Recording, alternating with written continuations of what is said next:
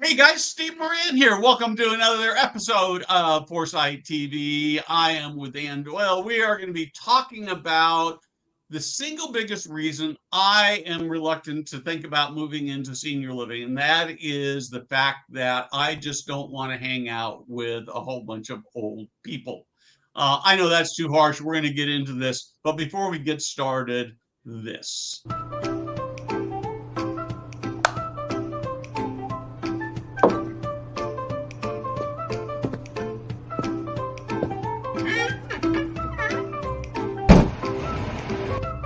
Hey guys, Steve Moran here.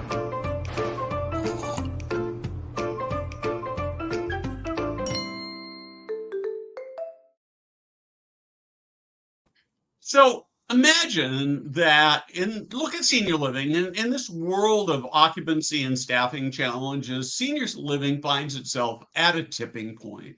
Going forward, we're going to need more technology, and new ways of doing things are going to be an absolute imperative.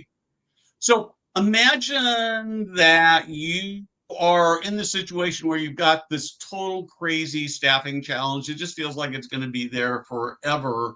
And all of a sudden, you find this company called KARE, spelled with a K, and they've created this labor marketplace that is unlike anything you've seen. It's dedicated exclusively to senior housing and post-acute care. They use innovative patented technology to match and connect senior living caregivers and nurses who really care with your community, which becomes the perfect staffing solution. So you make this one small shift to KARE and you can spark a revolution in your community. And you need to ask yourself, what will it cost you to not use KARE? Anne, welcome. Thank you, Let's Steve. start. I probably have set this up rather provocatively, but what I'd like to start with is let's actually give a little bit of background to who you are and what your passion is, and then we're going to talk about really more than multi-generational. We're really going to talk about creating great resident experiences, right? I hope. Fantastic. Yes, and it's about creating a life that we all want to live no matter what our age is, and creating communities, because ultimately the places that we live, the neighborhoods that we work and engage in and learn in, that's what really brings a vibrancy to every day. So that's really what we're talking about. And my background has really spanned working in healthcare, in higher education, and in housing, and really bringing those elements and hospitality together to really think about what do we want out of every day and how are we going to engage with people as we naturally do across generations. So I guess one of the things that we see in senior living, and so I'm going to sort of this is a really hard question, right? So I go to a church in my local community, and the guy who is the head pastor has just retired. And so there's this big debate going on about what the next guy should look like. And there's a search committee. I'm not involved in that, and so I'm just sort of on the outside. But one of the big complaints that are not complaints, but one of the big debates seems to be is, do we want an older guy or a younger guy? And there are a lot of people arguing, well, there are a bunch of old people in the church, and so we have to have an older guy to relate to that. And then there are some people who are saying, no, we need somebody who's younger because they've got more energy and new ideas. And I think that in some sense, there's this challenge in senior living is, I hear lots of people say, well, but, I don't want to be around all those young people. And how do you figure this out? So first of all, I think every organization is really looking to be creative. And naturally, when they're looking for leadership or looking for a person, I mean, you said guy, but I think you meant that to incorporate everybody, a person who is really going to bring out the best in every person who's part of that community. So when one imagines partnering senior living with higher education, you think about this enormous group of stakeholders, from alums to faculty to current staff to students, traditionally aged students, And then if you shift over to senior living, you think about the non-traditional student, you think about the staff who work in senior living, in the healthcare component, and suddenly you're really looking at not whether the person who's leading is old or young, but how are they going to engage all of those stakeholders in creating a place that actually is better together. So I think it's not dissimilar from what you're doing with your church, because you're part of the community and not just an isolated entity. And that's really what, when I think about partnering higher ed and senior living, it's about expanding that community. Okay, so how do I actually go about doing this? I mean, I know that there are a number of senior living communities that have been developed in conjunction with, or even been, you were involved in one that I think was on the campus of a university, Mhm. right? Mhm.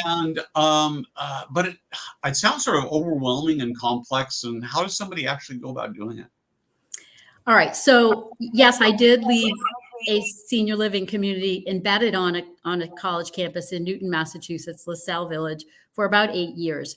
And that is one model of many. So if you imagine a spectrum of ways that the ways that people live, and we say senior living, we think about kind of a community of people who are moving in together, but that could be expanded to co-housing, to any number of ways that people are living in community, all the way on up to a fully integrated campus where you're literally building a new senior living community on a campus. But if you think about that spectrum of where people live, it's really ultimately about building partnerships.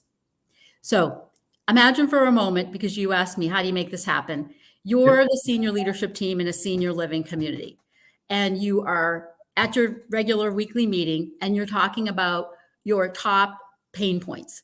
And so naturally, you're talking about enrollment, because you're looking to how do we attract the next generation of older adults and really shake up what we offer. You're certainly talking about workforce, and it differs depending on which community, and whether it's clinical staff that is tough, or whether it's resident services staff or dining, or et cetera. But you're also certainly looking down the road at who you're going to be as a community and what your philosophy is going to be. Okay, now flip to you're at the senior table of a university. Okay, now you're the president of the college. Let's call it a college. You're the president of the college, and you too are saying, wow, we've got top of mind problems, issues here. We have a declining enrollment because the demographics for young people have been declining in terms of the college entrance. And those are real numbers. And not only that the birth rate's gone down, but fewer young people are opting into college for lots of reasons. Alternatives to college, the value of college, the price tag of college. So they're saying, yikes, who are we going to serve if we have a declining customer base? They're also saying, what is our product going to be? How are we going to meet the needs of the next generation of students, whatever their age? So you take these two different sectors, and you realize very quickly that there's tremendous synergies, because one is in a growth phase, our senior population, and the other is in decline. So when I work with the leadership teams of senior living organizations and colleges and universities, it's really doing an assessment of what are your objectives, some of those pain points, and then what are your assets and that you can leverage to achieve this partnership. And we can get into more details, but that's the high level. Yes. So I'm sort of sitting here and I'm thinking about it. And part of the thing, one of the things I really worry about is that we've got lots of perceptions that aren't maybe reality. I'm gonna in the next week or two, I've got a couple of articles that are coming out about a young woman who is by the name of Sarah Neal. Well, she doesn't know I'm going to be talking about her today, but she's a life enrichment director for a luxury senior living community. It's her term down in the Austin, Texas area. And she has been TikToking about it for about 3 months. She's got about 40,000 people who are following her TikTok. She does one a day. and has like 1 million likes. And it's really been an interesting phenomenon. But what I really like about the stuff that she's putting out is if you go in and look at people's comments on it, that people are saying that the younger people are saying, oh man, I never knew a job like that existed. That looks like so much fun. And then people who are in their 30s, 40s, 50s, even in their 60s are also watching this and saying, oh man, I could see myself living there. And yet there's this public perception that who'd want to live work in a senior living community? Who'd want to live in the community? How do we work with these perceptions to make this all come together? And how does this intergenerational thing work with that? So it all starts with people, as you know, Steve. So Yep. that's a great example of somebody who's being incredibly creative in exposing and bringing to the fore all that happens inside and outside that senior living community. And so I think ultimately, when we think about the next generation of people who are going to work in senior living, I love having students working in senior living because they frankly are getting a big leg up in no matter what they choose to do. So if they are an engineer building products, they are going to be building products for people who are across the age span, and they certainly will have a leg up if they really understand the older adult market. The same goes for young people who are in exercise science or clinical services. Their comfort level from having friendships where they meet older adults as part of their natural, if they're on a college campus with older adults, they're just hanging out and volunteering with older adults who are equally interested in working in the daycare on campus or equally interested in volunteering by sitting at the front desk while they maybe are working, getting paid, work study. Or maybe it's a really creative community that has work study for its older cohort as well. So I think that when you bring together the generations, people often think, well, gee, the young people can interview the old people about what it was like in the war. And I always think, what war? You know, older people are talking about the same topics that younger people are talking about. Hey, did you see the Barbie movie? That's what they talk about, not the war and, you know, the iPhone. That's what people think the generations talk about.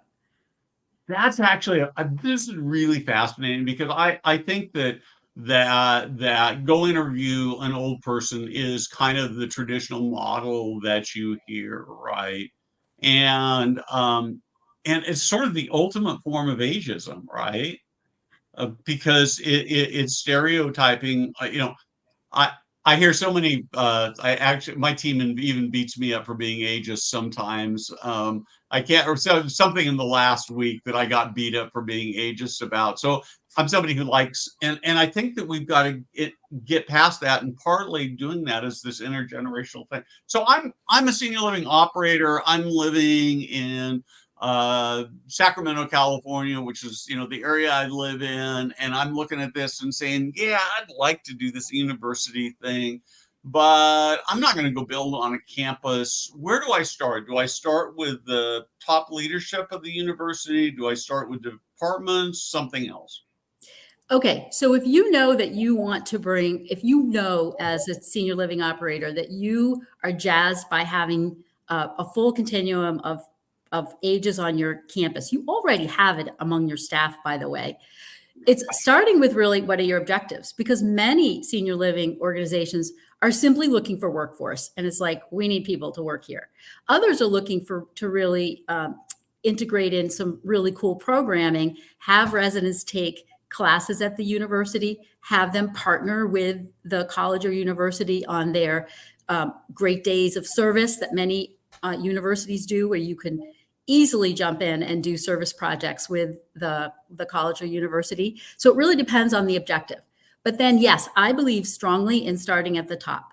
So leadership teams that understand the value of serving and having workforce who are representing frankly, any generation. So you could have workers in their 80s and 90s contributing in many useful ways on a university campus. You can have young people contributing at senior living. So I like to think about the reciprocity as much as anything. And it starts with actually starting with, let's say, for example, if in your example, you wanted to do service projects, your senior living community, you can start with the leadership at the college who's running those service projects. Okay, so I'm going to do a little bit of workshopping here with you for a minute, because here's what I think happens. I could be wrong on this, and if somebody wants to comment on this, you can correct me. But here's what I'm guessing happens is that there are people who are watching this who are going, yeah, I think it'd be really cool to do that. And you've talked a couple times about saying, well, what's your objective? I think the big problem we start with is I have no idea what my exact objective is. I just need to know. I just think it sounds like a cool idea. So and so I'm thinking, I'm wondering if we could maybe even create a resource. We'd create the resource, or you and I could do this together. But if I wanted to go, I'm thinking if I had a list and I say, well, here are 6 ways that we could interact together. So I'm the senior living executive director at life enrichment director. I'm walking in the university and saying, here are my ideas, and I've got 6 ways we could work with you. What would those 1, 2, 3, 4, 5, 6 things be? So you've given me the workforce and residents on campus. So now you're coming from the senior living perspective. From the senior living perspective. Yeah. So it really starts with purpose. Your customers want purposeful living. So your current customers, as well as the younger generation coming in to be your people who are going to live in your community, are seeking purpose. Now, some of them are going to achieve that by continuing to work, maybe in new fields or maybe in the same field they worked in. Some may be wanting to teach at the university. People will retire, unretire, retire again. So it's really about how are you going to provide an extended types of programming and learning opportunities for that new generation. So you could start right there, and you can build an incredibly robust program where you can have residents attending classes, getting certificates. Maybe they want to be project manager, getting project management certificate, for example. So you could be very, very learning oriented. And you could also offer to your staff that learning opportunity as well, subsidizing the educational degree, the tuition, subsidizing the paying for certificates, maybe in human resources or IT, AI. There's so many ways that you can bring your employees, your teams into this as well. Okay, so I'm going to actually. So I've got this long list of things here, and I'm gonna work with you. I want to think we need a handout here. So I want to work with you after we're off air to create some sort of a handout that maybe even would give people a guide, or maybe that's what you do for people. So I do that for people. In fact, I have an article, The Business Case for Living and Learning Communities on College University Campuses, because there is a strong business case for creating senior living on university campuses. And it goes both ways. So and the reason I say objectives, maybe your objective as senior living company is to reduce some of your expenses. So maybe you want to buy some services from a university, such as IT services. Or if you're nearby, maybe you want to buy, say, for example, grounds and facilities services. So there are so many ways that these two sectors, higher ed and senior living, can really leverage each other's strengths. You know what we need is some sort of like a one-day workshop where we bring together a bunch of senior living executives and a bunch of college executives and just talk about it and be creative. Because I know that I have quite a bit of familiarity with 2 or 3 senior living programs on various various college campuses. And honestly, they're really struggling to find students. It's been a big challenge. And so I'm trying to figure out how this all fits in there. How do you inspire that? So I'm going to push back a little bit on you now. I warned you in advance I was going to do this.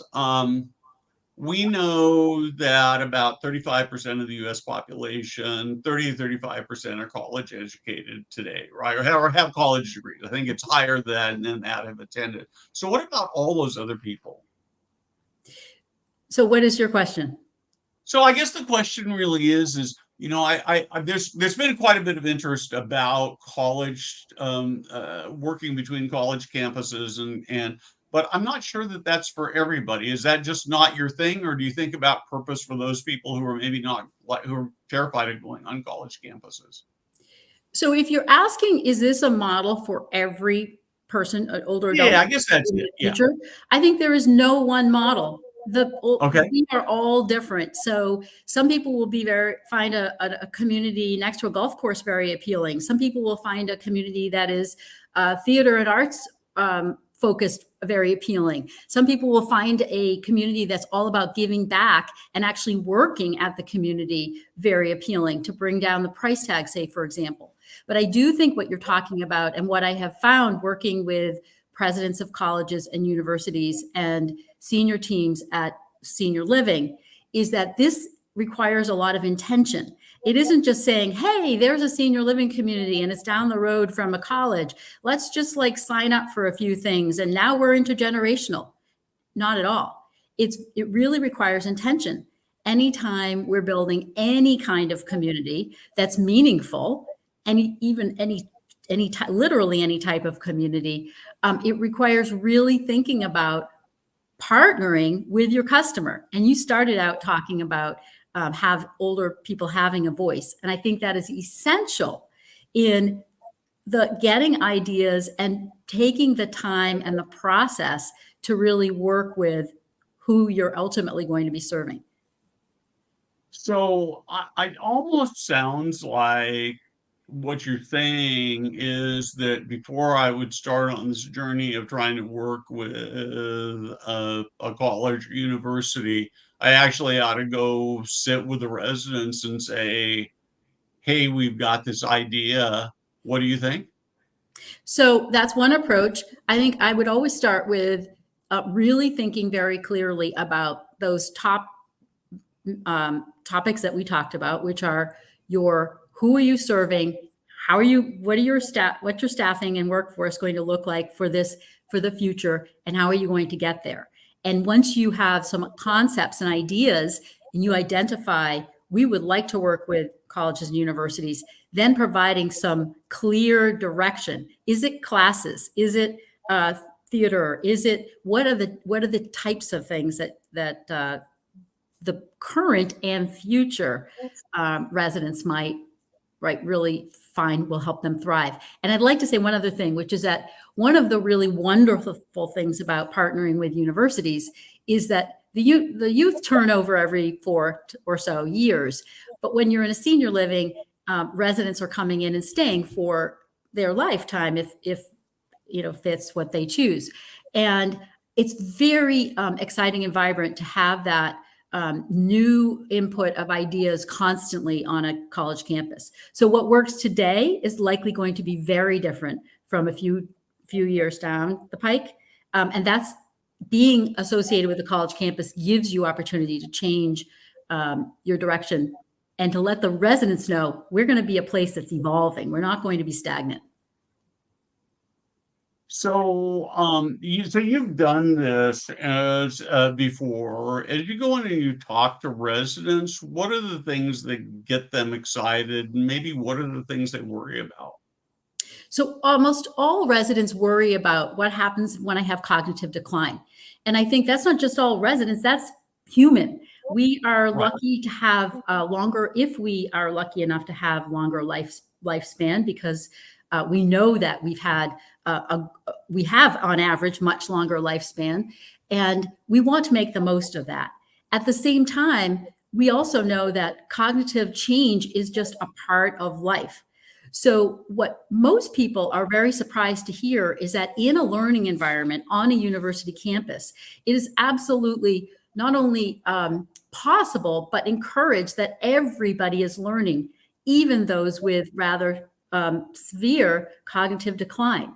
So for example, you might imagine a class that is on, that I have, this is a real example, a class on maritime history, where someone who has rather significant cognitive decline may have had some experience in their past life as a sailor, and at the end says, I'd like to teach people how to tie knots. when they probably didn't follow a lot of the actual what the history lesson was, but it is drawing on something in their well of history that they are able to then bring forward and contribute. So once you reframe it as a learning environment, you can address people's concerns about that cognitive decline. Well, what happens when I can't? Because there will come a time when we have changes that will change the way we can interact with others and with the learning environment. And the other thing I really love about that story, Anne, is that I think that um, we used to live in a world where you'd have the very young and the very old living so oftentimes in the same household, but certainly in very close proximity. And I think that and today we don't have that. And so old people look scary, and older people with cognitive decline look even scarier. And so it creates this great opportunity to realize that if you can get them in the same room and you can actually do things, particularly with people that have this cognitive decline, that they're just human beings. They're different. Absolutely. And I've done a lot of work in Sweden, and the Swedes are also, they're struggling with the same issues that we are. They have a slightly higher percentage of older adults, but in some of the age-friendly communities that are certified age-friendly, they're placing what they call chat benches throughout the community, where they're intentionally encouraging people of all different ages to sit down and have a conversation with someone. And to your point, if you saw somebody who was a very different age sitting on a bench, you may not actually just sit down and strike up a conversation. But when you're encouraged to do that, it actually opens up and breaks down those stereotypes and makes you curious. And I think curiosity is what is really going to change our senior living industry or arena, as well as higher education. Wouldn't it be fun to, I don't know how you do this exactly, but wouldn't it be fun to just take a bunch of senior living residents to a college campus and set them up on a bench or a table with a cardboard sign that says, "I'm old, come have a conversation with me." And I don't know if that probably is not quite politically correct, but it probably would be an amazing thing. Well, Steve, I think that if you have people who are volunteering together, that happens naturally. So creating environments where people can actually give back together is the best way to have those organic friendships that then actually do break down the stereotypes that go both ways, by the way. Yeah, so what's interesting is mostly when I think in terms of sort of you talk to education, even if you're talking about elementary or high school age, right? It's come volunteer with the old people. But I think what I heard you saying is let's together go pick a service project where we're both working to serve a third cause. Is that right? Yeah, absolutely. It can be all of the above. It can be yes and. So I think that when let's say, for example, you're taking a class on fashion and you don't know much about it. I'm not making any judgments, Steve. And you are sitting, next to students. It's okay to make judgments because they'd be right. So you're sitting next to students for whom they want this to be their career. And you were a doctor.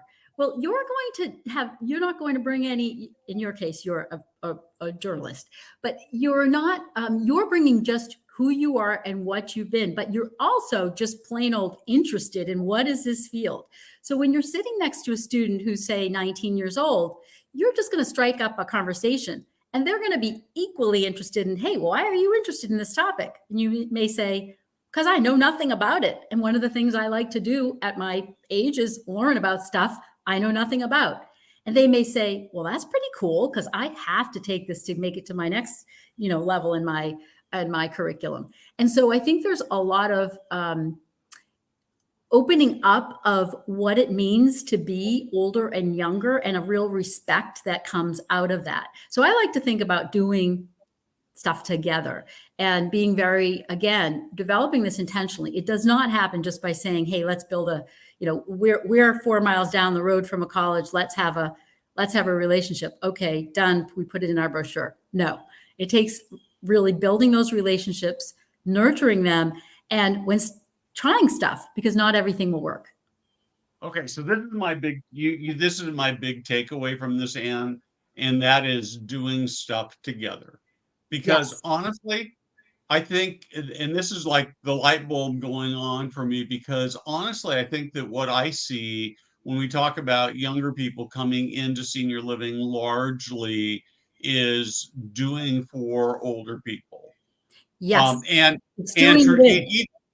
and doing with is brilliant. And I think we actually do very little of doing with. And even if you take the university stuff away for a minute, I think that in senior living, if as staff, as leaders, we spent more time saying, let's go do stuff with our residents rather than do for our residents, we'd have much more vibrant communities. Yes, and I will add one thing, which also at the senior level, having teams in disparate sectors partnering with other sectors, in this case, I'm talking about higher ed and senior living, having those senior teams actually work together to think through how they can leverage each other's assets also can really yield some brilliant results. And then you can bring it to your community and get some feedback and test it and see, does it work? So I do think there's tremendous business synergies and cost savings, as well as these obvious interpersonal benefits. So I want to actually, you've sort of mentioned this a couple times, and I haven't really dug into it. I think we need to do that before we end here. You've sort of suggested there are economic benefits to doing this. Can you talk to me a little bit more about that? Absolutely. So if you think just about the higher education industry right now, I feel as though hiding in plain sight is an amazing opportunity for those of us who really care about providing opportunities for older adults to thrive. And so universities for a long time have known that the birth rate has been declining for many years now. And so they've known that they are facing challenging financial pressures, and they're all facing enrollment declines, which puts huge pressure on their fixed cost infrastructure. So along comes an industry that's in growth and says, wow, you've already invested heavily in your IT infrastructure, because for most universities, they're also doing online classes. So they have a heavy investment, cybersecurity, and here you are, senior living, also investing. So why not buy those services from higher education? So there are ways, for example, for higher ed to leverage their very expensive infrastructure, and for an industry outside of higher ed to purchase those services at a lower cost than what they would need to deliver. And that can go on and on. It could be dining services. It could be, you can really get creative in terms of what you can buy from universities. Because after all, it's also a community of people who are creating an environment where they're interested in the social and the growth opportunities, because they're both growth in industries where we're interested in personal growth and that purpose. Yeah, I love that. I think that, we get, so you hear, almost hear it as an overused term, but we really do get in silos. We get in silos inside our organization. We get in silos where our whole industry is in this silo, and we see universities, and the universities have the same thing. And if you can start breaking through those, you really got magic. So we're about out of time, but I actually promised you that I was going to give you an opportunity to see if you had a question for me. Yes. So I would like to know the let's say the number 1, 2, or 3 attributes of where you'd like to live, should you choose to live in any type of community at any point in your decades ahead. Ooh, that's a great question. So I want to live in a place where I can have friends more than anything else. I'm 68 years old, and I, like most people, have spent a long time buying stuff that was cool along the way, and now I find myself that, as a for instance, I like, pictures on the wall, and now I've got more pictures than I've got wall space for it. And some days I'll go to a smaller place and I'll have even less less room for pictures, but the thing that becomes enduring is relationships and being able to sit and have coffee or have a cocktail. And so that becomes the biggest thing, is being able to be in an environment where I'm gonna have friends and I can make new friends. And then I want to be in a place that is not just a bunch of old people. Most of my life, I have uh, been working with people who are, even when I was younger, I did a lot of work with teenagers. And so, and I think I've got more energy than most people my age. And so maybe that plays into part of it. But I've been to a few communities where I think I could probably live pretty happily. And they are, because they just feel alive and people are still doing things and they're learning new things. I love learning, and I also don't. I want to be. The last thing is, I want to be in a place where I'm going to still have a voice, right? Mhm. Because one of the things I see and I hear from residents is once they move in, it's very paternalistic, and people are going to tell the residents what's best for them, and the residents don't have much voice, and I want voice.